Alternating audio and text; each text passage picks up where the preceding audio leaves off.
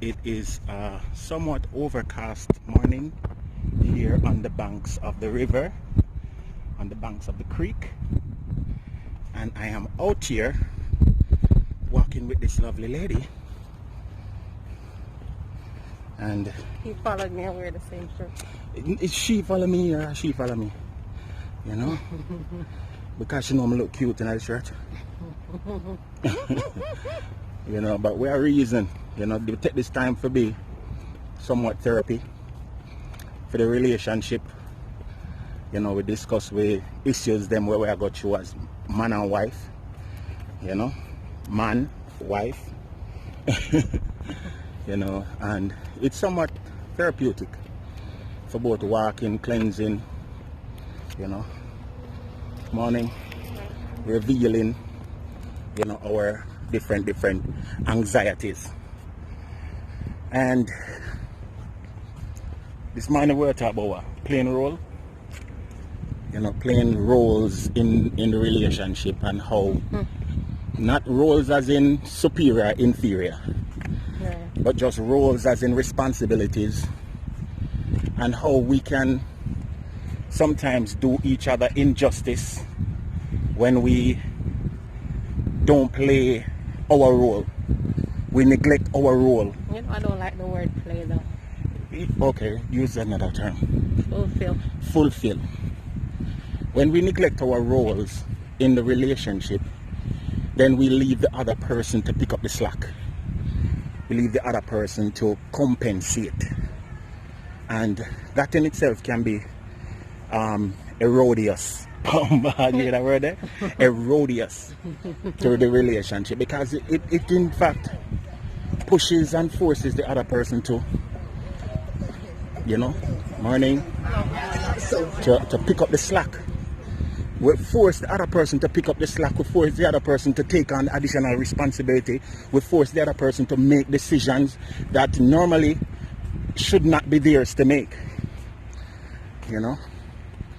And there are classic roles that, you know, are assumed in each relationship. Some classic roles. You know, like for instance, women being the nurturer, caregiver, men being security, you know, advisors, whatever, you know, and those roles are not what we're talking about as it really means, as it's talking about staying in a classic set. Just whatever agreed responsibility that we have, you know, to fulfill, and that we do what is agreed upon, right? So I guess that would vary from relationship to relationship. Yeah. So there's no one blueprint that all relationships gonna adapt to. No. Everybody in their own unique relationship gonna come together and form a consensus. Yeah, make a consensus. You know, that this is what our unique relationship is going to entail. This is what we're going to, you know, how we're gonna. Exactly. This is gonna be our modus operandi for our unique relationship, and then each party hold the other party accountable. We hold ourselves and the other party accountable. Right, and make the best effort in order to fulfill their obligation based on the agreement. Amen. And so, with that being said, the person watching this, I would ask them the question: if you are in a relationship, hopefully it's a marital relationship, but if it's not, if you're in a relationship, are you playing your role? Are you neglecting your role? Are you allowing the marriage to be lopsided, or the relationship to be lopsided based on your lack of fulfilling your role? Those are questions that are pertinent, because you might see your spouse or your significant other displaying some signs of stress, you know, short-tempered, anger, distancing, and not social distancing, just general distancing. You may see them being irritable. Marital distancing. Marital distancing. You might see them displaying certain adverse characteristics or mannerism. And you might say, boy, why them acting this way? And it may be because you not fulfilling your side of the role. You're not doing what you're supposed to do. You know, and you're not mindful, or your conscience is not activated to say, am I doing right by my significant other? But sometimes you have to understand too that circumstances change, people change, the whole atmosphere in a marriage can change, and that might bring one or two other parties to become to get to that place where they alter the original. You understand role. me? But then even that should be agreed upon situation. Right. So then you have to, come together again, make the other person, and that's why communication is very important. Yeah. You say, baby, you know what? Normally I carry out the garbage on a Thursday. Right. But you see, every Thursday me find say, my knees start hurt me. So either me go carry it out on a Wednesday night, or you switch and carry it out for me on a Thursday morning.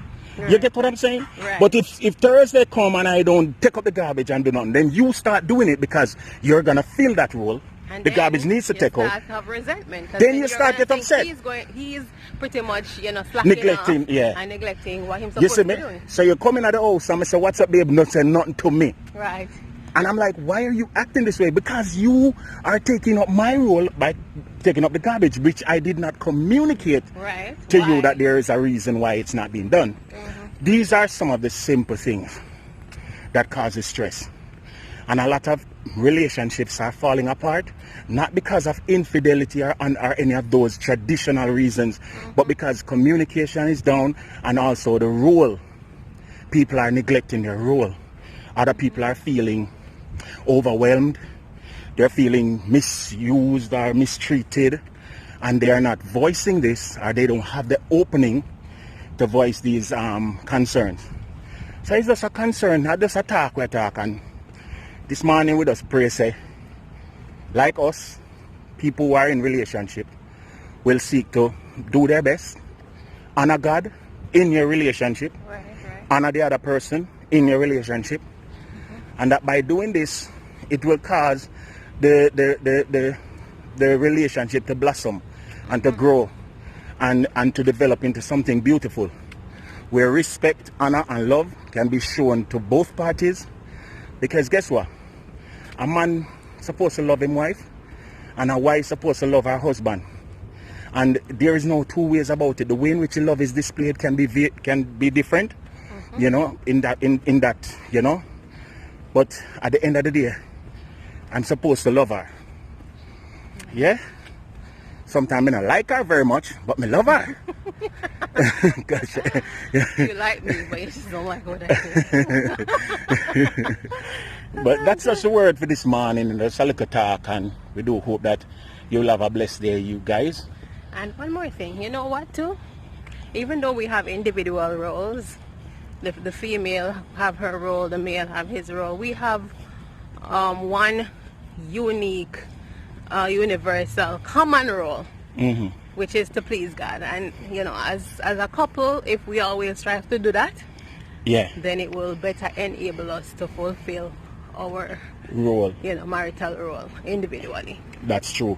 The next time we talk about marriage, we're going to talk about trust, and we're going to talk about some things, and just do a thing, do a thing, not just marriage, relationships in general. Because you see, again, we don't want to leave out nobody, Right. So funny enough, the same principles that apply to marriage sometimes apply to all relationships, whether parent, child, business, all of them. Once you're communicating with another individual, there are some prerequisites. So, I want to talk that this morning. Big up on yourself, and we just did 2 miles and change. Going on 3. And I feel sweaty, but it's a good sweat. I feel so healthy. Healthy and cute. I mean, it's a winner. So which sweat a bad sweat?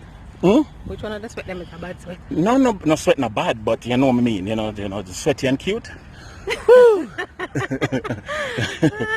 All right, so guys, blessings and thanks for linking it up today, and we'll talk again. Peace.